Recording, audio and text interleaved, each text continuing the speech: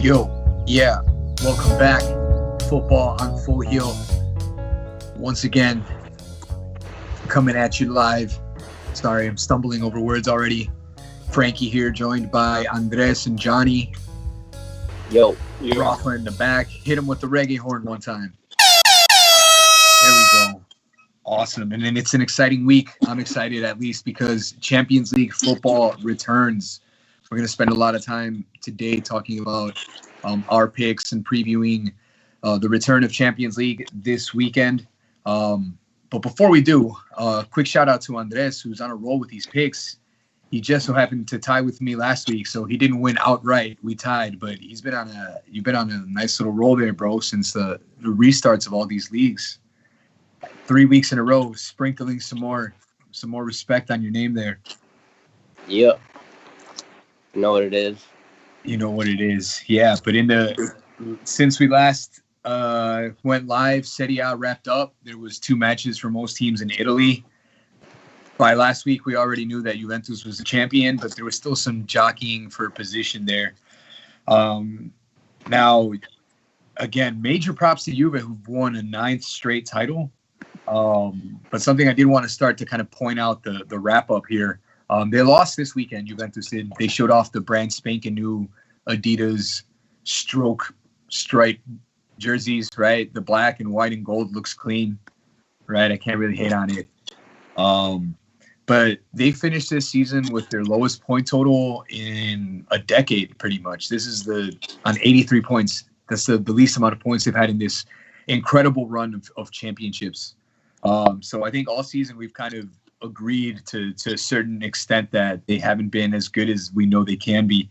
Does that lowest point total take anything away from the accomplishment, I guess, of winning another league title? Does that take any of the shine off for you guys that they only got 83 points? I don't know. I don't know what to say to that. There's been a lot of, I guess, low league point totals around all top 5 leagues. So it's not just one league. I just think it's a lot of teams maybe going through rebuilds, and that's affecting all top 5 leagues. It definitely doesn't take away from the accomplishment. I don't mind. I mean, the goal is to win the trophy, but I think there was a little bit more parity in the Italian league this year, made it a little bit harder. But all things considered, it was a little bit disappointing that Sarri was supposed to come in, kind of instill a new brand of more attacking football. And I read it in an article, right? That it's still the same team essentially that Allegri had. It's not like they've done anything different. So in that regard, I think Juve didn't really progress. If anything, by the point total, they regressed. So I think that's something to point out. Other than that, I can't say that. I can't think of a game all year really where Juve was just dominant, but they got the job done. So it's props to them, another Scudetto.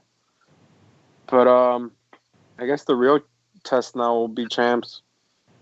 Yeah, I've said before that I think the real test of success for them and for CR7 in Italy is going to be whether or not they win the Champions League. So we'll kind of, I guess the last big judgments on them for this year will be made after the Champions League, or if they're eliminated from the Champions League. But yeah, they had a really nice run for the restart. They lost the Coppa Italia, right, to Napoli, and then after they stumbled there, they were on a streak. There was, I think, a run of 4 straight games in the restart where Dybala and Ronaldo both scored. And I think they were probably their 2 most important players this season. Who do you guys think was more important? Because I've been reading a lot of things about how Dybala was Juventus' player of the year, right? And I might say I agree with that, but it's also hard to go against the fact that Ronaldo scored 31 league goals this year, right? I've also in the past said that I think Juve would have won this title with or without Ronaldo, so I might agree with them a little bit there too. But who do you guys think was more important to the in the run-in, I guess, or to this clinching of the title? CR7 and his impressive goal scoring from December, or Dybala coming on late and showing on all of the talent that he still has? I probably would say Dybala. His form definitely kind of turned the tide for Juve. Benching Higuain was probably a little bit more beneficial to the team as a whole, even though he does kind of complement Ronaldo at some points. But yeah, Ronaldo heated up, and he had a good. They both in a tandem, as a duo, kind of shared the spotlight. I would also give a shout out to like De Ligt and the whole defense, because they've also had a lot of clean sheets, and De Ligt definitely made improvements in this game. So a move to Juventus definitely helped them out. And I mean, the midfield was pretty much, struggling all season. So, yeah, when you have two stars like Dybala and Ronaldo, those two really shine. I would probably go with Cristiano just because, I mean, he's the one scoring the goals. He might have been patchy at the beginning. He was injured. But Dybala really didn't come on until the second half, so I can't say he was more important when Cristiano was more consistent probably all year. But I think the mid, this guy came on really good since the restart too. Raboy, he had some couple bangers of goals. He'll probably be important if they're gonna go far in the Champions League. And the team has kind of settled into what they're gonna look like in the champs, but we just haven't seen them really go up against a team of that high caliber. Not to discredit Atalanta or Lazio or them. I think Atalanta, when they played, was missing like 4 players or 3 or 4 key players. And then they kind of barely beat Lazio. I can't remember if it was like a 3-1 or a 2-1, but I would say CR7. And obviously, in the Champions League, he's going to be important too, to just his experience and his knack for goals. So I'll say CR7. No hat trick though last game.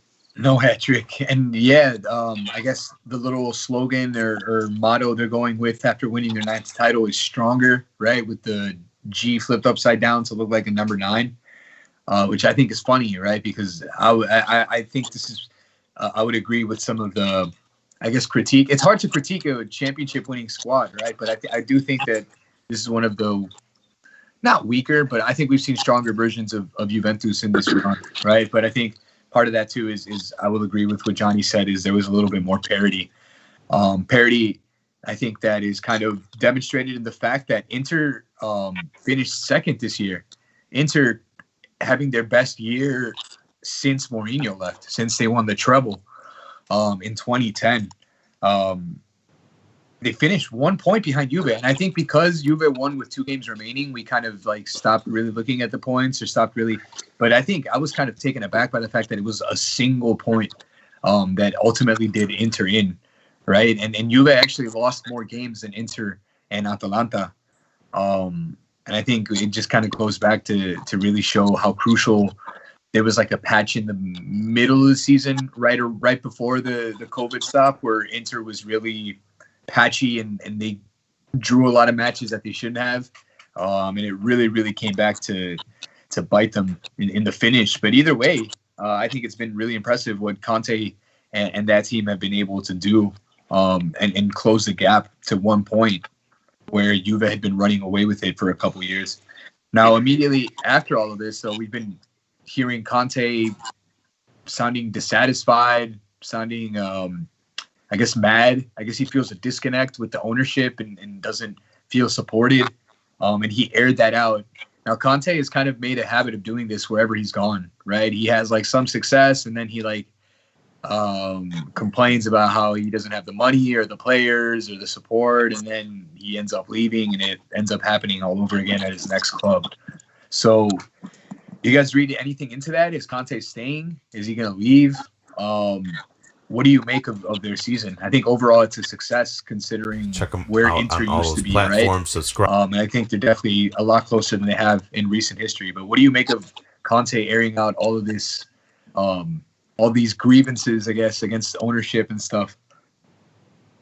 I think he's just trying to not rattle, but just he's just trying to make a case that they need to spend if they want him to stay and they want to compete. I don't think he'll leave. I don't really see any clear opening, but I think he's kind of pulling a Mourinho, kind of how you said he's been known to do this, to kind of, I guess in a way, complain to see if they can get him more players. I mean, I would say they performed pretty well considering it's his first season, and he got a good amount of players, but I wouldn't think that he got like everything he wanted or like some crazy players. I mean, they got Goldin and then a couple like Lukaku. Well, Goldin and Lukaku are pretty good pieces, but I think he's just making the case that they're going to need more if they're really going to challenge or win the title. Yeah, I agree. I agree with Johnny that he's definitely trying to, have some leverage against the ownership. But they also say that, if he's not the right choice, there's always, Allegri in the woodwork waiting, or other managers that are willing to step up into that Inter post. But I mean, the Inter spent a lot. I mean, they've been spending. They had a busy winter transfer season. They got Eriksson. They got Victor Moses, I think. Yeah. Ashley Young, I think, had like 7 assists for the first time since like, I don't know what year, 2010. So I mean, he's got a lot of players. I think he kind of just needs a couple of players to make a key difference in areas. They also gave him Hakimi from Dortmund. Like I understand that he might need a bit more, but he has a good squad. Maybe, yeah, like I said, a couple players, but he's definitely had support, which I find kind of like ironic that he says that, given the fact that he's gotten really good players. Yeah, he did a really good job of, I guess, kind of resurrecting the guys from Manchester, right? Ashley Young, Lukaku, and Alexis. Alexis had a really good finish. And like you said, they've already bought Hakimi outright from Real Madrid, who had really good last 2 seasons at Dortmund. It sounds like they might they're keeping Alexis permanently. It's not official yet, but it looks like they could possibly retool. They might shuffle some other pieces around. And then I think one of the other things, like you said, is or maybe we didn't mention, was injuries too. The 2 midfielders they brought in for this year, the 2 exciting young Italian midfielders, Sensi and Barella, were both hurt for different stretches. So maybe with a little bit more consistency and having adapted to, I guess, the club and the manager, maybe they can really pull it off. But I guess I'm just not fond of this habit he's gotten into, right, of just kind of bitching after a season. Right? I mean, like Johnny said, we've seen Mourinho kind of do things like this too, right, and kind of blame everybody but himself. I think maybe that's rubbing me the wrong way too. He's kind of painting himself as the serial winner and that he's got the vision and he's just not being given everything that he needs to do it, right? And I would agree. He doesn't have all the pieces at Inter yet, but to come out and after only being 1 point, after finishing the season 1 point behind Juve, I think he's just a little, maybe, I don't know, maybe he's just a perfectionist. Maybe that's just how he is too. Maybe he's not being dramatic. Maybe the man can't rest. Who won second place last year? Roma? In Italy? Or Napoli? Yeah. Yeah, it was Napoli, I'm pretty sure. Yeah. Okay. I mean, do you know where Inter finished or no last year? I mean, it's how you said, kind of how you finished off. To finish 1 point behind, it means that they're, if not right there, they're really close. So, but then, yeah, Andres brings up good points. Like, it's not like they haven't spent. I mean, if they get money from Lautaro sale, Martinez, then that would be at least 100 mil. At to least, buy yeah. another couple attacking players. I think I like the Sanchez signing because I think he's 31. He's pretty fit. I think he'll be good until at least another 3 years. Lukaku quietly had, how you said, like 24 goals, 23 goals. And compared to CR7 and Immobile, he only took like 6 penalties. Yeah. So if he takes 12 or 10, it's like that puts him right up there again with these guys. So, and I've always liked Lukaku. I think he's a tank. It just takes a certain system to make it work. But Conte, I think he's done really well with Lukaku. If they let go of Martinez, I mean, I would think this guy's right there, Ericsson, or I don't know who they would buy, but yeah, I think I forgot about those midfielders. So they have a good squad. So yeah, I don't know, maybe he's just over exaggerating and just making a big fuss. But yeah, I think yeah, they're like 2 or 3 good players away from being not only just a title contending, but like for champs and stuff. And then there's a lot of rumors, remember, about Tonali going there. Yeah. A lot of big names. I've even heard Modric a good amount of times. So Perisic might go back from Bayern Munich. Yeah, so they got a good little squad. Looking forward to that, actually. Yeah, no, thanks for bringing up Tonali, right? Because he's like the next best thing, and he's definitely going to a bigger club because the team that he played for, Brescia, got relegated. Unfortunately, after this season, Brescia, Spal, and Lecce all got relegated to Serie B. So they won't be back next season, unfortunately for them. So yeah, Tonali is going to be a big one to look out for, right? Because you got to think that all of the definitely Inter and Juve, right, are in play for that one. Potentially some foreign teams there, but big, was it 19, 20-year-old, maybe even younger, right, performer there. They're saying the new Pirlo. And he definitely looks like it, right, from the physical appearance, from the hair down to the way that he plays a little bit. I've seen some highlights, and he's definitely got that classy midfielder, Totti, Pirlo as type play going on. So yeah, he's highly coveted. So we'll see where he goes. Quick shout out to Atalanta, who finished third for the second year in a row. They finished third last year and had their first year into Champions League, and they're still in the Champions League. They're going to be playing PSG in a couple weeks, and they finished third again this year. And not only that, but they finished with 98 goals, which is the most in Serie A this season. It's the most in Serie A in like 40 years. And I think it's like third overall in Europe. I think only Bayern and maybe one other team scored more goals. Man City, I think. Yeah, probably Man City, but they've outscored even the likes of big guns like Barcelona. So props Liverpool, to that system that they've got going there. This weekend, they finished with a loss, unfortunately, to Inter, right? But again, Inter's tough opposition for them. Lazio finished fourth. Lazio, again, fell really flat after the restart. They were only 1 point behind Juventus when the COVID forced everything to stop. And then immediately out the gate, they lost 5 out of their 8 matches in the restart. So they just didn't have enough to finish out the season, but still a very talented team. Good defensive, well coached. You've got good creative players like Luis Alberto, who had 16 assists, finishes in the top, I think 5 or 6 in Europe on assists. And of course, Immobile, the star of that team, finishes with the Italian Golden Boot, 36 goals on the season, which ties Gonzalo Higuain's record from a couple years ago. I think Johnny brings up a good point, though. Immobile and Ronaldo each scored like 13 penalties. But again, you still got to score them, right? And that's impressive. 36 goals in 38 matches.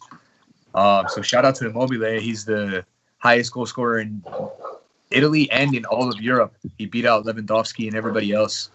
So, I mean, I think that's a good story there. Immobile, who had originally played in the Juventus Academy, was loaned out to a couple teams, found some success at Torino before Dortmund bought him, and then after that, he just kind of lost his way. It was like 2 or 3 seasons where he wasn't very effective at Dortmund. Then he got loaned out to Sevilla, and then he found his way back to Italy, and has been on a roll ever since. Right? I think his last 4 seasons, though, he's had about 20 goals per season. Yeah, since he's been back in Italy. But those 2 seasons in Germany and Spain were like lost seasons for him. So it's cool / inspirational to see him bounce back. And like you said, 4 straight seasons of 20 plus. Is he underrated? Do we not talk about Immobile enough after all things considered? Probably. Yeah, I think there's a lot of strikers that fall in that category. I mean, another one that pops up to my head is like Eden Desco from Roma. You know, he just reached 350 goals for his career. So quietly, you know, he's pretty consistent wherever he goes. You know, City, Roma, other clubs as well. So yeah, Immobile definitely falls in that, you know, consistent striker that is overshadowed by the Lewandowskis and the Messis and Ronaldos. You know. So it's unfortunate because you have big stars that get the limelight, but you have really consistent players elsewhere in other teams. Yeah, no, definitely. Also on that team, I mean, I know we're shouting out Luis Alberto for his assists, right? He had 16. Thomas Mueller, I know, doesn't play in the Italian league, but he finished with 21 assists. Kevin De Bruyne had 20. Lionel Messi finished all tops in Europe with 22. Anytime anybody gets 20 plus assists, it's a really crazy stat. So props out to those guys who are setting up those forwards and just setting dimes, right? For all of these. Didn't Sancho have 20 as well? Sancho, I think, had 17 in the league. I don't know if he might have had a couple more in the Champions League, but 17 league assists. But yeah, Lazio again, unfortunately, impressive season. Unfortunately, didn't have enough to really challenge at the end. Milan, just briefly mentioned that they looked lost. They were nowhere near the European spots, and then Ibrahimovic joins, and they finished the season strong. AC Milan wrapped up that 6th place spot to finish there above Napoli even. Napoli, Roma, and Milan are some of those historic Italian clubs that are kind of adrift. Maybe not adrift, right? But just had some off seasons or hadn't been their historically big selves. And it's good to see that all of the European spots in Italy, again, are I guess, from the teams you would expect, right? Or the historic clubs, minus Atalanta, right? Maybe instead of Atalanta, we're used to maybe, I don't know, like a Fiorentina, right? Or maybe, I don't know what the next biggest Italian club would be there, right? But Roma probably. Roma missed out. I think something that both of you guys have mentioned throughout the season too, right, is we've always thought of Serie A as historically a very tactical defensive league, and that kind of went all out the window this year, right? We had Atalanta score 7 goals at least 3 different times. All of these other teams, we saw high-scoring matches left and right. Inter, I can think of at least 3 different times where Inter played 2-2 draws off the top of my head, right? So maybe we're seeing a shift in the way that football is being played in Italy too, right? And much like we talked about the Premier League, next season in Serie A should definitely be a lot more competitive. Maybe somebody can knock Juve off the perch after a decade of greatness there, right? But we'll see. Who do you think is closest to challenging then? Atalanta, Lazio, or Inter? Probably Inter, because they'd have, the financial backing and the coaching to do it, right? And they're probably going to tool up, because Atalanta, I don't want to say it's a Cinderella, right? But they're one of those teams that every time they get good, they sell all of those players, right? They lose all of those great players that got them there, and then they kind of have to start again. I don't know. It's hard because, again, in Italy, we've had false dawns before. Napoli and Roma the last couple of years looked like they might be able to challenge Juve, right? And they kind of pushed them for maybe a half a season before they fall off too. So I don't know. I think it's proving a little bit more Not unreliable, but harder to call there in Italy, which I guess you can say is a good thing, right? No more boring Italian league. All right, I would say Inter and maybe Napoli. Napoli just got Osimhen for 50 mil, so I think he's going to be a big game changer there. I'm glad you said 50 mil because, first of all, Victor Osimhen is this Nigerian kid who I never heard of. He just came off his debut season at Lille, and it was a really good season. Again, I'll be honest, I don't pay too much attention to Ligue 1, so I don't know who this kid is. I don't know his stats, but I was reading that the transfer could total up to north of 70 mil, but that's with incentives, right? And then the other thing that you kind of had to dig or look into was Napoli sent like 3 or 4 players the other way. So it's like 70. It's 70 on paper is what they're saying, but it's like what you said. It's really 50, right? Because they're sending $20 million worth of other players the other way, right? Which is why the whole transfers and business dealings of soccer get confused, right? Because there's a whole bunch of other bonuses and incentives and amortization that we don't know about, so the numbers get fudged. But I'm glad you brought that up. They're retooling, spending money. We'll see, right? Gattuso. That's where I kind of maybe have a little bit of doubt, and we've had this conversation. I don't want to be harsh with Gattuso because he's done a good job since he's been coach there at Napoli, brought them back from the brink there. But I don't really see what he brings other than excellent man management and great leadership.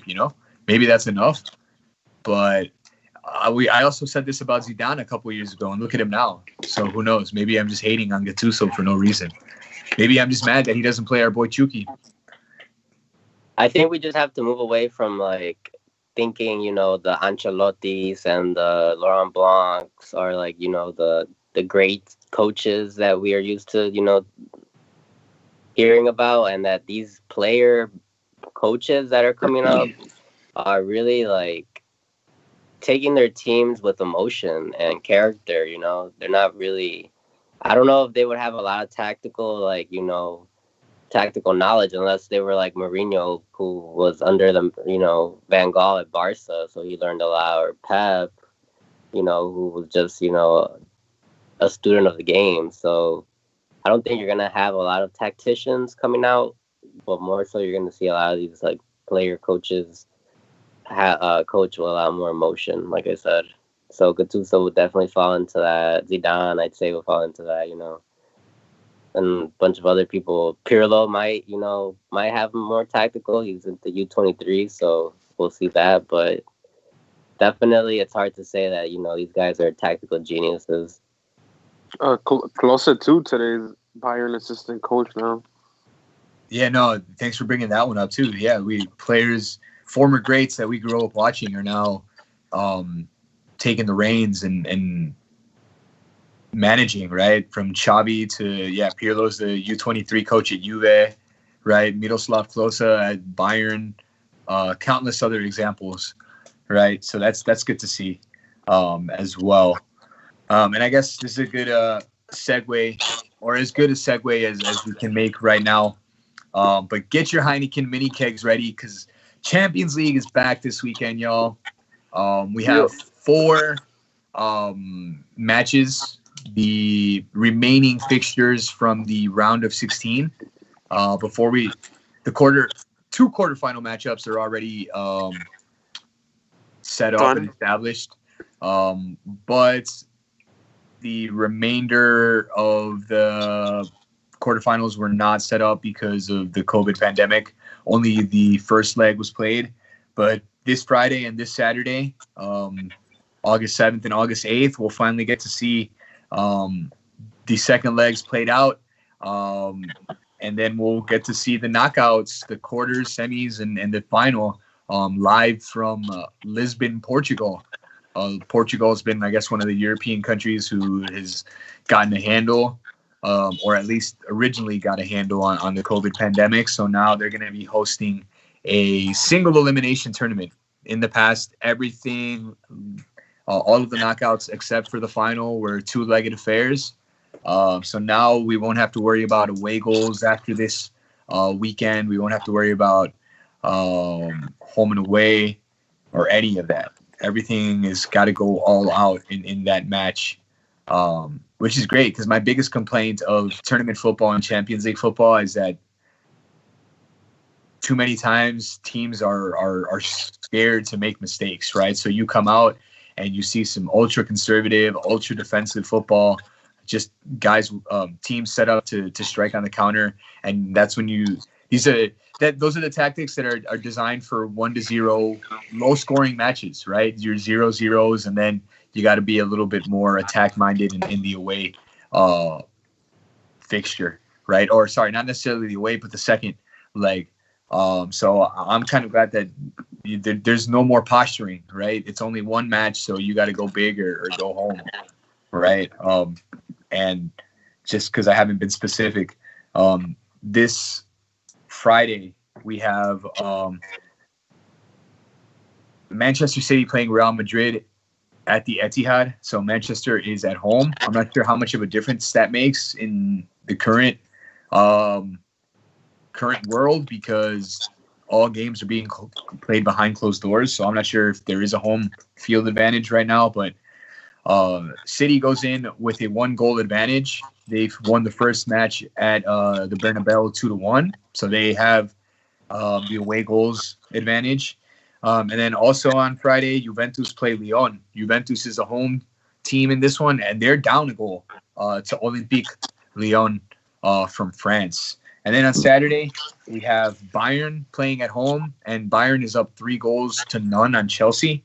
All of them away goals. So Chelsea has a titanic task in front of them if they want to move on into the next round. And also Barcelona versus Napoli on Saturday. Those two teams are tied on aggregate 1-1, but technically Barcelona has the edge because the 1 goal that they got was in Naples. So they got the away goal there. So depending on who you ask, I'm not going to put it that way. If you ask me, the only one that's really left to play for is Barcelona-Napoli this weekend, boys. I got to believe that City and Bayern hold on, and I got to believe that Juventus has more talent than Lyon and comes back to overturn the tide there. I guess long story short, would you guys agree with that assessment that Barca versus Napoli is probably the one that's most up in the air? Or do you guys beg to differ? I'll start with you, Andres, because you're already shaking your head. I mean, all the games have a lot to play for. Barca Napoli, to me, is a Barca win or Barca passes through that. They just have too much talent on that team. Napoli doesn't play with Insigne, so I think that's a big loss for them.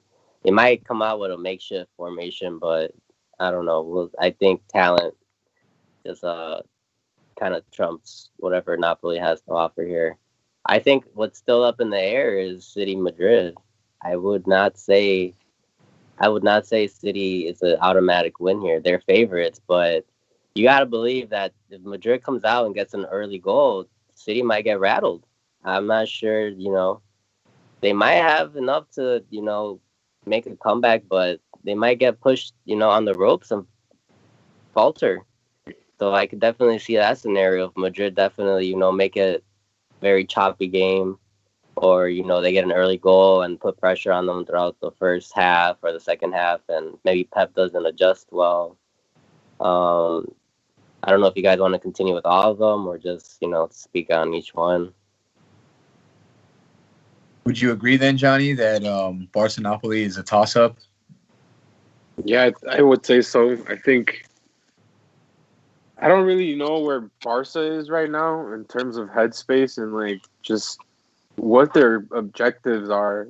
Obviously they want to win the Champions League, but from everything I've seen, I would just save myself the embarrassment and lose right now instead of getting killed by Bayern after this, because at the way that Barca's playing, I just don't want to see them go into the next round and just like embarrass themselves. How I'm saying, I don't know. I'm sounding harsh, but like all year I've said, man, they got Messi, man, Suarez is coming back, man, Dembele is coming back, man, Arthur, man, Puig, man, Rakitic, man, everything, and just nothing works. Like it's like Sieten was exactly the same thing as Valverde, and it's just like I don't get what a 3-5-2 does for them in a game against Napoli, where it's like, if I was Napoli, I'd just play over the top or just kind of long ball counter. But I think Napoli has a lot of things that'll give them trouble, assuming that they don't get an early goal, that Barca doesn't get an early goal, or that they're just actually on it that night. I think they're going to give Barca a lot of problems. I would go about that game kind of just, if Barca's going to overcrowd the mid, then maybe Napoli needs to overcrowd the defense and then play long balls. But if they don't, then I would just obviously the key is to double Messi and see who else is going to step up on that team. Barca, I think you mentioned Insigne is going to be out, but I think Barca is also going to be without Busquets. Yep, they've got. And similarly, I was going to backtrack and say that Madrid's got some crucial absences as well. They've got some suspensions and yellow card accumulations and things like that they have to be aware of and play through as well. So, do you agree with Andres though that Madrid can turn the tide on City, turn the tables? I think they have a little bit better chance just because the games weren't parallel going on at the same time as the season was. So I've seen a video, and Madrid's training hard. It seems like they took a little break after they won the title, and they're gonna try to bully City. They're gonna try to just kind of hold and kind of pull a Liverpool. I think, at least from what I'm gauging and what I'm getting the sense from, there's this newfound hope with Madrid that they're gonna just be physically fit and primed to overrun a City, which is technically one of the ways to beat them. But I think it's a done deal. I think City is too much for them. I don't think Madrid has faced a team as good as City all year, and the time they did face them, they lost to them. And I think City will make light work of Madrid. I'm thinking a 3-0, 2-0, 2-1 maybe. Easy. Because I totally understand what you're saying on this, but I don't see Madrid scoring. I think their biggest problem, they are well organized and disciplined defensively, and they're going to be tough to break. And Courtois has been rock solid between the sticks, right? But they were struggling for goals, right? Okay. Benzema is potentially their player of the year. And they're saying that little back heel assist he had for the Casemiro goal and that 1-0 victory towards the end of the restart was like the play of the season, right? And no disrespect to him, it was a really creative and instinctive play, right? But other than that, where are they going to get the goals from? Isco, Rodrigo? You're going to get Hazard back. Your Asensio's back. Isco. Benzema's in the form of his life. Why can't they get an early goal? I mean, and I don't know. The only knock I have against Madrid is that Ramos is not playing. Ramos is probably the heart and leadership on that team. So if you put someone like Militao, City has to exploit that. So that's probably where they're gonna attack. Right at him, I'd say. Which leads me to the second thing I was gonna say is, even if they do score, I don't see them keeping City out. City is known to have 20 shots on goal and not scored. Yeah, that's not going to be that kind of game, especially against one of the best defenses in Europe. Do we know the status of Sergio Aguero? I've been neglecting that because everyone trained and everyone is expected to play, but I do not think Aguero's going to start. I'm expecting Gabriel Jesus and Sterling, maybe Mahrez on top. Yeah, no, see, I think because in the league, Madrid did just enough, right? They don't have, this isn't a just enough thing, where you eke an edge over the line, right? You gotta go and take it, and especially a goal down right now. I just don't see Yeah, it. I think Madrid was more focused on the league, but how I said earlier, since it wasn't running parallel to the Champions League, they get a little bit more time to focus on this game now. But I think City should line up, assuming everyone's healthy. I think they should go with Sterling, Aguero, and Silva, Bernardo Silva. And in the mid, really, as long as De Bruyne's there, I think that will be enough. And Sterling has something to prove. I think City has a lot to prove. The pressure, I don't know. It's kind of. I think it's gonna be a nervy first 15 minutes on Friday. Um, but I think Sterling. There's been rumors to Sterling to Madrid, right, and stuff like that. So there's a lot of these games actually have a lot of implications as like summer moves, even though the summer's technically the window Already passed, in or it. I don't know how that worked, but there's still a lot of names out there that have stuff to prove. So, but I think City's just gonna be too much. Yeah, no, I agree. Juve, you guys think they come back against Lyon, right? There's just too much talent against the Lyon team that doesn't have much talent. I'll let Andres go. No I mean, disrespect to Lyon. They just were in the Coupe de la Ligue final against PSG, which was an awful match, by the way. Ended in penalties. But yeah, Juve's coming back from that, right? they're built to, win champions. I think when it gets, down for the count, the team's definitely gonna look at CR7. He's probably gonna be the game changer. You have actually a lot of game changers on Juve that can probably decide, the game. De Ligt has always had, good he's had a good Champions League run last year, so you can't say he might not, show up for a big time header, or Ronaldo a big time header, Dybala. I just think these superstars, when it's a game like this, kind of just pull through, and Juve has a little bit more than Lyon. Maybe the first game was just a representation that Juve were, not clicking, which they weren't when they played. And now that they kind of have a sense of offense and who to pass to, who to look for in spaces, they'll probably get, the goal and the win for me. I don't know. I don't think that's that tie is in question for me. They're down one, so I think they'll need at least 2 goals and hope that Lyon doesn't score. I don't see Lyon scoring at Juventus, but I also don't see Juve not scoring, right? So, Well, there's no way Depay can play, right? He's still out.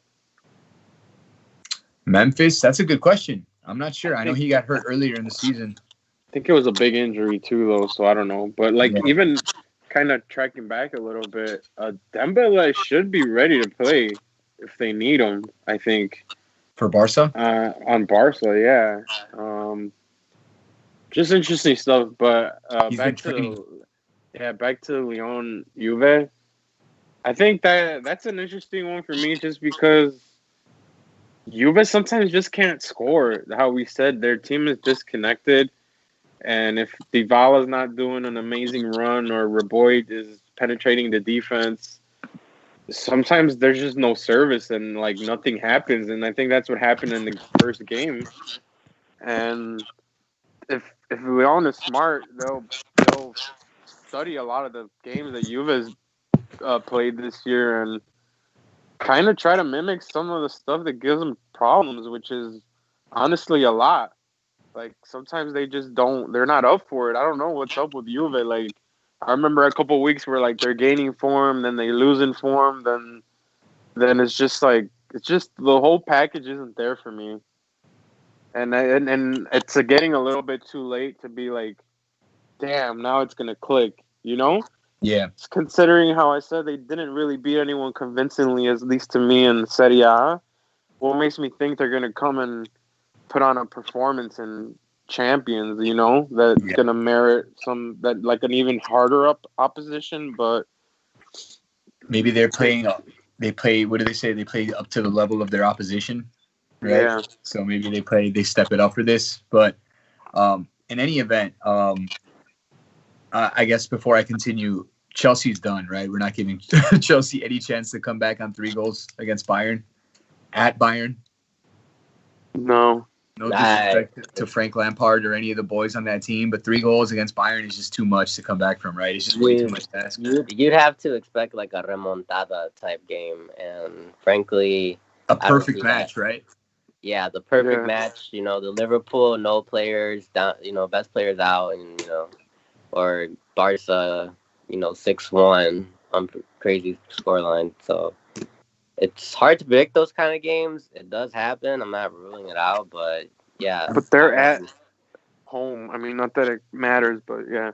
No, and actually, Andres just brought up a good point. The remontadas, right? We're coming off back-to-back seasons of Barcelona going up 3-0, right? And then tossing that away to Roma and then Liverpool, right? So you're right. Stranger shit has happened, and it wouldn't be completely out of nowhere and out of the ordinary. But Bayern this season, and I hate to use the term because I've tried to look for like kinks in their armor, right? Or to see where that they might be vulnerable, and it's getting harder and harder to, like, from top to bottom. Like it's getting harder and harder to argue against Bayern. So again, big props to everything that Lampard's done in his first season as a Premier League manager, with the transfer ban, with the young team.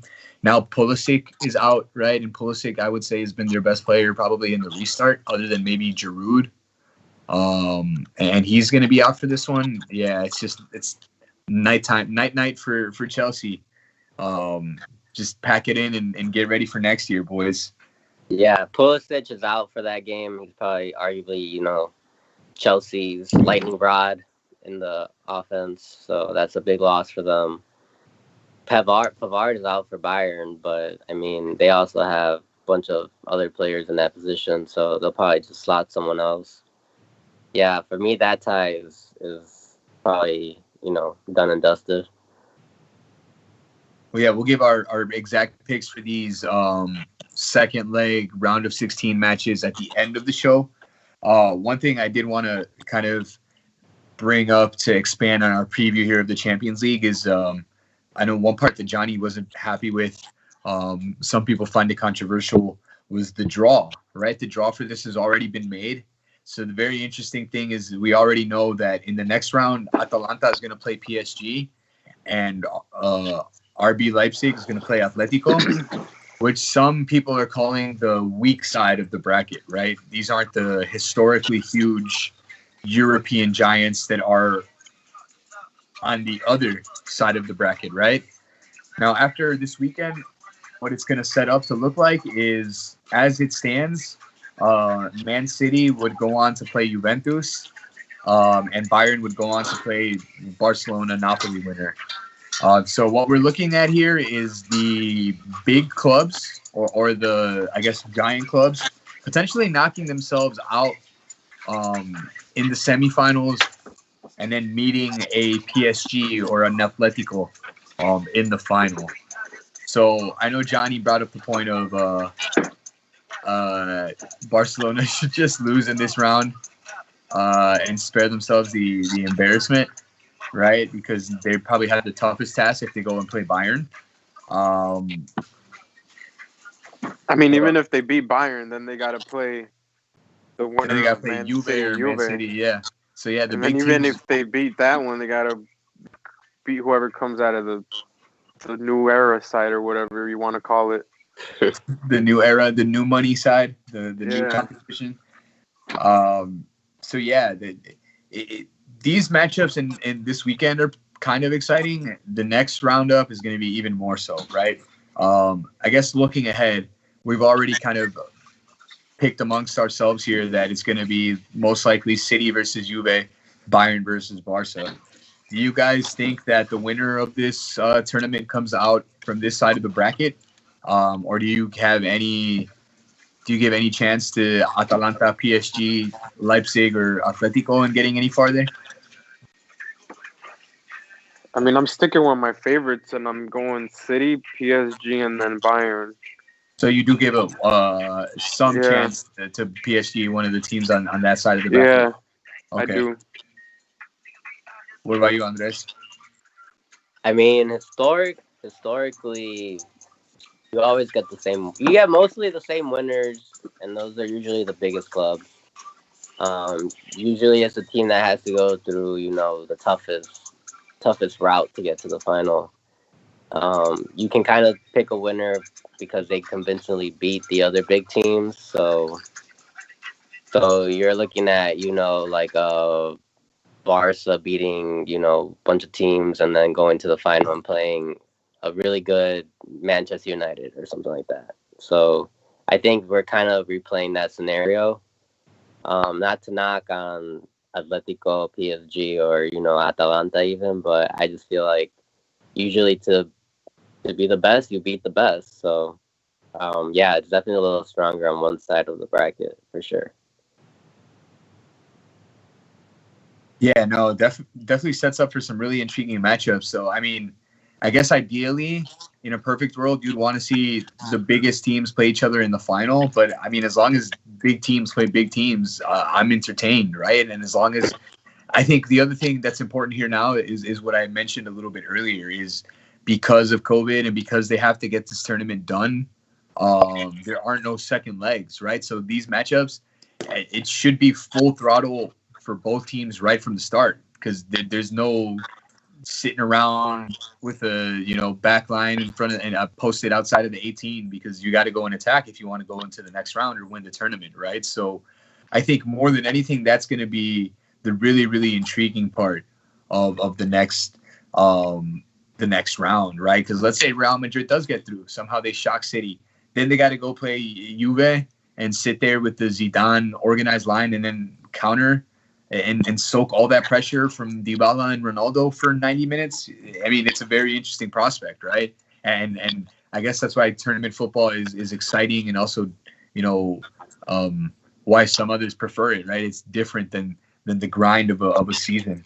But I think definitely the setup is intriguing. I know, again, Johnny, and I don't mean to like call you out on it or anything, but I know you voiced some I guess I'll say concerns. 2 things. Yeah. The other thing is it's also the Champions League, so we can think whoever's favorite is going to win. But what tends to happen is teams do teams favors and the unexpected happens, It's where dreams come true is in the Champions League. And the other thing is, I was butthurt about the draw because I don't see why they can't play their ties and then just do the draw after they finish the ties this weekend. I don't understand that. Can someone please explain that to me? I think We're literally playing. You're gonna play this or this, but we don't know. I think it's just logistics from, just traveling and having the teams ready to go for the next round. It's either you already know where you're going to go once the ties have been made, beforehand. And it's also fair that all the teams that haven't played find out who they're going to play in the next round all at the same time after, the restart. So everyone who has played, I guess, unfortunately, were the other teams that weren't big clubs. So, I mean, it's kind of weird how it sets up, but it's more, I think, logistics and having everything done on time than collusion or anything like that. Still don't get it, but yeah, no, I don't have the reason why they would do it, and I wouldn't be able to tell you the reason why, but at the same time, it's like you said, they just need to have it all planned out and ready. To have what planned? Because I think can you just say Team A, Team B, Team C, and you already figure out where they're going to play regardless of who the team is? If it's all going to be in Lisbon, you get what I'm saying? I don't get this whole. We've been knowing this for what, a whole month and a half, 2 months already. Yeah, they just want to finish all the ties that have not finished and put them on one side of the bracket, and then put all the people who have finished their games on the other side. That's literally all it is. It just Yeah, happens to be that all the big clubs had not finished their games, so here we are. All the big clubs are finishing their games, their second legs, and they're all on one side. It's a weird format. I mean, they kind of just got rid of some of the rules they play with. They added 5 subs, no restrictions, who plays who. It's just that's that. It's either this or you don't get champions, and I'm okay with this. It's like let back to normal for the next Champions League. But if this is what it is, then I'm fine with it. I don't mind. yeah, no, I don't see how it's a disadvantage to anybody not knowing or and I think ultimately for me, what it decides is this the Champions League. This is the cream of the crop. This is the top of the top, right? So regardless, right? The only way that this is bad, Johnny, and you brought up this point from like a couple of years ago was when like Madrid kept drawing like a Schalke or a Shakhtar Donetsk, right, in the round of 16, right? And I think that's really the only time that this is detrimental is when you have a team from like a Ukrainian league or a team that's kind of really punching above its weight paired up against the giant, right? Because no matter what, this is the Champions League. You're going to be playing against the best no matter what, right? So I don't know. I guess that'd be interesting to consider too. I guess the psychology of all of it, right? Or knowing who you're going to play or I don't know. I've never considered sports from that mental or psychological aspect, right? But that's something that should be considered, especially during a pandemic, right? You're also gonna get a lot of viewership. How many people are not gonna want to watch a City Madrid, versus a City Lyon or something like that, or whatever have a matchup that's not really headline worthy. You have a bunch of headline worthy games coming up after quarterfinals. So that yeah, could be a part of it too, right? It's supposed to be a random draw, but maybe they're looking for the ones that are going to get the most views too, because a lot of the money in modern soccer is in the television. So I wouldn't be surprised. So I wouldn't rule out, I guess, some sort of funkiness or maybe even corruption, right? Because we are talking about FIFA and UEFA, right, where corruption is rampant. But at the same time, again, it's the best of the best, so you're gonna have to play the best at some point. So might as well, right? So yeah, we'll make our picks on the remaining legs in a little bit, and then next week we'll come back and get everybody ready for the quarterfinals and the semifinals. Because after that, everything moves pretty quickly. They're trying to finish the tournament by the end of the month, before the end of the month, because a lot of the other leagues are returning. League One, which was canceled, is going to return. The French League. We know the Premier League is going to be already starting in September 12th. Plus, there's the whole, like Johnny mentioned earlier in the show, contracts winding down and free agents and players that need to be shifted and sold. So these next few weeks are going to actually, while all the restart and all the football is winding down, there's still a lot of things swirling around. So one of those things that's kind of swirling around, the MLS is back tournament. This tournament has been complete madness. We're down to the semifinals this week on Wednesday and Thursday. Philadelphia plays Portland, and then the other semifinal, Orlando plays Minnesota. For those of you guys who watch MLS, the only team here that has historically been decent or competitive has been Portland. Philadelphia, Orlando, and Minnesota are all fairly new expansion teams and don't have a history of success. Minnesota only just made the playoffs for the first time in their 4-year existence last year. Orlando's been around for 5 years and still hasn't made the playoffs. And Philadelphia has been kind of a miss since they've been around too. They actually just made the playoffs. They made the playoffs a couple times. Last year, they had a pretty good run. So it's been all over the place with the quality. There's been some rustiness. There's been some craziness. The San Jose Earthquakes has been one of those teams that have been crazy to watch because the way that they play under Matias Almeida, the former Chivas head coach, is this weird man marking system. So when it works, they play really well, and when it doesn't, they get blown out. San Jose crashed out this last weekend after scoring lots of goals in the group stage. So yeah, a lot of teams that you wouldn't expect to be in any type of final. Here we go. We've got Philadelphia versus Portland and Orlando versus Minnesota. If I were to pick, I would say that the winner is probably coming out of Philadelphia versus Portland. Portland won MLS Cup not too long ago. I believe it was 2015 or 2016. They've got a lot of talent, well coached. The other three teams are kind of wild cards to me. But again, this is a tournament of wild cards.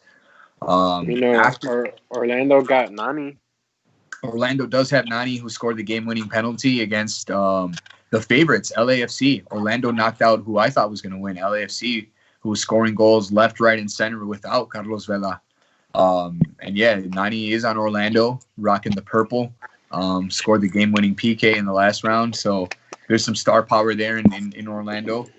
And then after this is all done, mind you, this is all to get the CONCACAF Champions League berth, the Champions League spot for MLS. And then MLS might come back with some regular season play starting in September. That's still questionable. It may or may not happen. But since they've been in the bubble, MLS hasn't had too many issues with testing outside of the two teams that were forced out of the tournament. Now, as here in America, we've already seen baseball have some issues playing outside of bubbles. Baseball teams are playing in their local regions. So the Midwestern teams are playing other Midwestern teams. The East Coast teams are playing other East Coast teams. And already we've seen entire teams test positive in baseball. So American sports in general, who knows what will happen. I think MLS is going to be able to get this tournament in, but afterwards I'm not really sure. Just because in our country we can't get our shit together. A lot of states are trending in the wrong direction for COVID again. So I mean, I'm glad I got to see some MLS action. It hasn't been the best MLS action. It's been kind of all over the place. But yeah, here we are at the semifinals. I don't really know what else to say about the MLS's back tournament. I've been trying to watch it as much as I can. Some of the action has been kind of exciting, and some of it has been pretty bad. So Thursday and Friday, they're on Wednesday and Thursday, though. So if you're in the mood to watch some weekday soccer, they're on FS1, ESPN, and they're winding down. We might have an MLS's back tournament champion real soon. Elsewhere on our side of the pond, Liga MX. So I'll start with the bad news. Johnny's team, Andres' team too, one of the big two in Mexico, Chivas. Not only did they lose this weekend, they lost with a team that was depleted. I believe they've had 6 or 7 positive tests on Chivas now, maybe a little bit less. But definitely a player of note who's tested positive is El Cepillo Peralta, the Olympic hero and legend of Mexican soccer there. Of course, like I mentioned, that depleted Chivas team then went and lost to Santos Laguna this weekend. But our thoughts and prayers are with those players, and hopefully there isn't any more positive tests on Chivas or anywhere else in the league, because we're only 2 matches into the Mexican league. So it would be a shame if it would have to stop after all of this. Cruz Azul tied Puebla over this weekend too. Azul, who won the warm-up tournament before this, who looked really good in the tournament that was canceled due to COVID, comes to their first, I guess, bump in the road and ties Puebla 1-1. They actually were losing the match and then came back at the end to draw it 1-1. America, the other one of the big two, blew out Tijuana 4-0. Richard Sanchez had a golazo from like 30 yards out, just straight scud missile. And Tijuana, a team that you would expect to perform and put up a fight, got blown out of the water by America. And as we speak, Pumas was playing Atlas, and León plays Monterrey. That León Monterrey, if we finish right now, we might get to watch, boys, and that one should be a good one. But definitely be on the lookout there in Liga MX, because this Chivas COVID situation's got me worried. Boys might have to They might have to stop down there in Mexico. Mexico now has the third most confirmed cases or deaths. One of the two. I can't remember which one off the top of my head, too. But the COVID situation in Mexico is getting pretty bad, too. So hopefully it doesn't come to it. Mean, but here, too, with the MLB. Yeah. And I don't know, Mexico, too. I think the problem is when you're traveling and you're not in a quote-unquote bubble. Yep. That's when the issues happen. So one of the things is also that the U.S. passport, has a lot of restrictions right now, and one of the places you can go is Mexico with no restrictions. So, yeah, that's what I'm saying. So we're like brother countries, I guess. I don't know. Yeah, the border. Yeah, the proximity, right? We're just going. People still going to Cancun and shit. Fucking no mask, just out partying, right? Just at the beach all day. But yeah, no. Some of the again. Try to keep you guys posted up on some of the big clubs. Mazatlan lost this weekend again, right? Mazatlan, the new team, formerly Morelia. We'll keep you posted on all things Mazatlan as they develop as well. But that about wraps it up for North American soccer right now. Again, if you can, once you're done watching us, of course, check out that León versus Monterrey, because that should definitely be a good game. Two of the more experienced and I guess stacked teams. Both of those teams have some really good players, and both have been good over the last couple of tournaments. So check out that León Monterrey match, if you will. Which brings us to the last segment of our show, as usual, the picks. This week we're only doing 4, and they're all Champions League. All of these matches can be seen on Friday. 2 of them will be Friday at 2 p.m. and then the other 2 will be Saturday at 2 p.m. You can watch this on Bleacher Report Live, on TNT, on Univision, a couple other ones that carry the Champions League. But make sure you get your Heineken mini keg ready. We'll probably link you up and watch some of these. But yeah, let's get started with these picks. We'll start with the most controversial one, or one of the 2 most controversial ones. City versus Real Madrid this Friday at 2 p.m. City is the home team, and they are up 2-1. Who do you guys got? Now, let me be clear. We're picking who wins the match, not who wins the tie. The tie, yeah.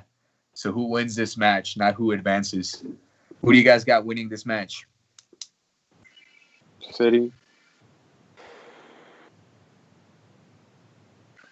You got Real, Andres? Man, I'm all for chaos, and I love chaos. I love seeing, the good favorite teams, heckled and put down to the ropes. I'm gonna go City. It's just hard to envision City not scoring without Ramos. I think the Ramos suspension proved key when they lost to Ajax. It's gonna prove key again when they lose to City. So Ramos hard to sold the team, but if he's not there, they're not getting past City. You saved yourself a little bit there with the Ramos inclusion, because I was just about to be like, you just spent this whole time making the case for Madrid winning, and then you about to not pick them. Yeah, no, I mean, yeah, what's up with that? No, they have the potential. They have the potential. I would not be surprised. All right, but all right. If I had to put money on it, or if I had to make a bet, or if I had to make a pick, it would probably be on City. I'm gonna go with the draw. I agree with everything both of you guys just said, and I'm thinking a 1-1. I think Madrid can get a goal, but I don't think City stays shut out. I don't think City stays shut out, so I can totally see a 1-1. I'm going to go with the draw. Also on Friday, Juve is down 1-0 to Lyon, but they're playing at home. Do they overturn it? They have to, right? Who do you guys got? Juve across the board? I think. Yeah, I got Juve too, man. CR7, Champions League, those 2 are, made for each other. Can't see that. I think the last time he didn't make he didn't pass quarterfinals was like 10 years ago or something like that. So I don't think that trend is changing anytime soon. He is the high scorer in the competition's history, and he did score a hat trick last year. against Atletico, right? So this is when he's known to show up. So I wouldn't be surprised. Yeah, we're going straight Juve across the board there. Then Saturday is where things get interesting again. 2 p.m. on Saturday, Barcelona versus Napoli. It's currently tied 1-1, but Barca's got the slim away advantage. Who do you guys got? I could see a tie and penalties, but I'm gonna go with Napoli. Damn. Just because of what I said earlier. Damn. All right. Bold. What about you, Andres? I have Barcelona. I think I think that lineup is going to be weird, but if anything, give the ball to Messi.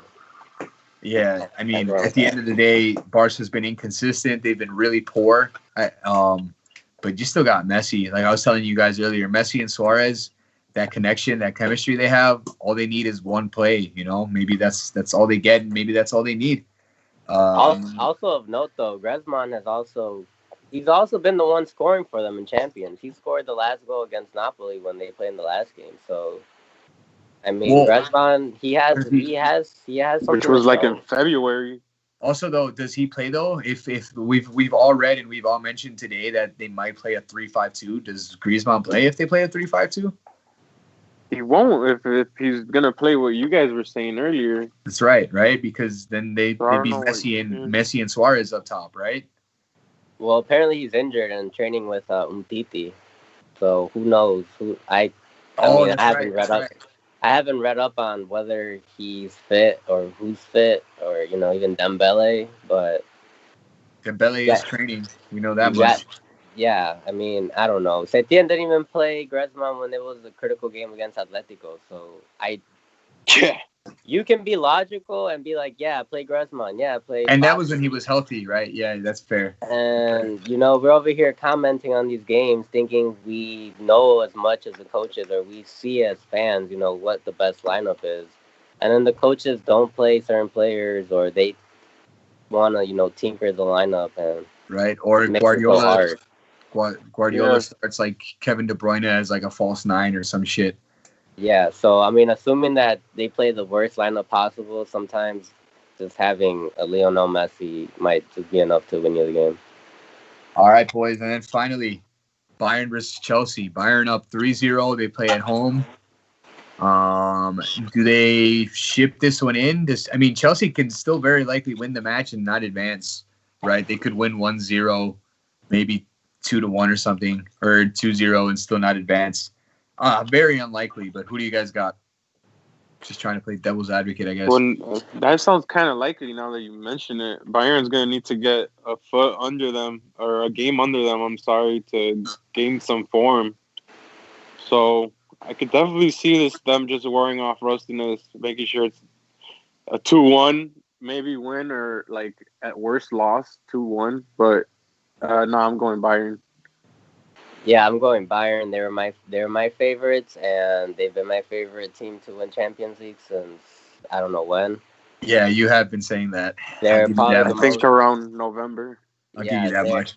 They're probably the most rested team right now in the tournament, besides PSG and anyone who play in the Ligue 1. But yeah, I think they're gonna come firing all cylinders to get the W. Yeah, that brings us to the end of the show. Be sure to watch the Champions League this week. One quick shout out. I thought you were gonna come out swinging for the Gunners over here. Oh man, how did I forget? Yeah, FA Cup champs. No, good. So they don't deserve any real segments, so it's just fine. Just a wrap up. I'm so excited about the Champions League. I forgot. Yes, the Arsenal won the FA Cup, their 14th FA Cup against Chelsea this last weekend. Goals from Pierre-Emerick Aubameyang, both of them. Yeah, where's he gonna go? I hope he stays. Right. Thanks for the shout out, Johnny. Bro. I think he's gone, bro. I think Aubameyang stays. Arteta is like, hey, you can be the main guy here. You can be, the Thierry Henry of this team. We can build around you and the squad. So that means they gotta sell Lacazette and Pepe. maybe not Lacazette, because Lacazette still got 2 years on his contract, but they definitely got to shift Ozil. Ozil's going to be the big one. If they can't shift Ozil, they can't keep Aubameyang either. So that's going to be crucial. And what we just saw is that Aubameyang is probably the best thing about Arsenal right now. So I would hope and I would think that they would try their hardest to keep him. But aren't you trying to avoid the same Ozil situation? Because if you pay Aubameyang and he's good for 1 year only, and now you're trying to rebuild still with him on the team. Yep, no, and he's of no use to you. That's an excellent point. In harsh terms, but because then that's what got them in this situation, right? It was overpaying Ozil, and then him not doing anything, right? But Ozil was paid, and he did not provide goals. Aubameyang was a really close Golden Boot winner 2 seasons in a row since he's been there. So no, the point is that he's going to stop you from building. The point is that he's going to hurt if you can't build a good team. Right. You're counting on like Pepe and Lacazette and paying and then and then from the midfield down, you have absolutely no one that you even want to keep. So it's like I think what they do, that's Johnny, what it is. I think they keep Aubameyang. I think hopefully he takes a pay cut. And next year they sell Lacazette. Because then what happens is if they don't lock up Aubameyang right now, he walks for free next summer. Aubameyang still got 2 more years. So if they don't sell him this year, they can still sell him next summer. So in a perfect world, they keep Aubameyang. He takes a pay cut, and then they shift Ozil, and then that's not going to happen. Aubameyang needs a raise, and he's already knows that they paid Ozil X amount, so he's going to be like, look, you got to pay me the same as Ozil. That's the biggest question mark then, shifting Ozil. We'll see. Because I think really the only place he might want, the only teams that will want him are like in Turkey, right? Or for those wages. Where this is, again, an interesting summer that we can talk about maybe next time too a little bit is we've got this summer of unshiftable players, right? Guys that are getting paid way too much fucking money that just can't go anywhere, right? We're talking about Ozil, we're talking about Bale, we're talking about possibly Alexis Sanchez, we're talking about goalies too now, like De Gea and Kepa, 2 goalies who haven't been performing, who they're talking about getting rid of, but who the hell would buy them? Because they're just way too overpriced, right? And it's this COVID times, and teams are talking about no money, so the market essentially has been unbroken or undone back to how it kind of used to be, how Frankie said it eloquently one time, because now players aren't like, I'm like 100 mil is probably the most now that players are going to go for, you know? And we were hearing Sancho, but yeah, that's a quick little See, and I think that's part of the reason why I forgot to bring it up, Johnny, because as exciting as it was to win another FA Cup, immediately after, the first thing the interviewers ask Aubameyang is like, what about your future? And the first thing he says is, I don't want to talk about it, right? So as soon as I get excited and I'm celebrating, I'm already worried about what the hell is going on next season, right? But props to Arteta, right? In half a season, turning around the terrible situation there at Arsenal and getting a trophy out of it. We talked about how Arsenal probably needed it the most out of all of these teams. Chelsea is qualified for Champions League and had a great season anyway. But Arsenal, without this, would not have qualified for European competition. So the Gunners are in Europe again next year. It's not the Champions League, but we'll take it. And hopefully they can keep Alba. Alba is key for their future. Thanks for the reminder there, Johnny. Almost slipped on that one. But yes, that brings us to the end.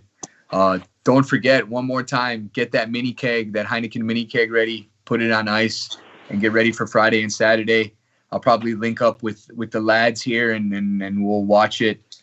And then who knows? Maybe in the future, look out with a collaborative project here with our friend here at the Full Heel Studio. We might even do a watch along for one of the quarterfinals or semifinals or the final. Who knows? We might even watch it along so you guys can watch it with us. But thanks again for anybody who joined on the live stream. Leave the like. Share us to anybody else who loves the game, the beautiful game. Let us know what you think. Let us know what you want us to talk about. And we'll see you again next time Monday with some recaps of the Champions League. The champions. I'm excited. Let's do it. We out of here. Peace out. Peace.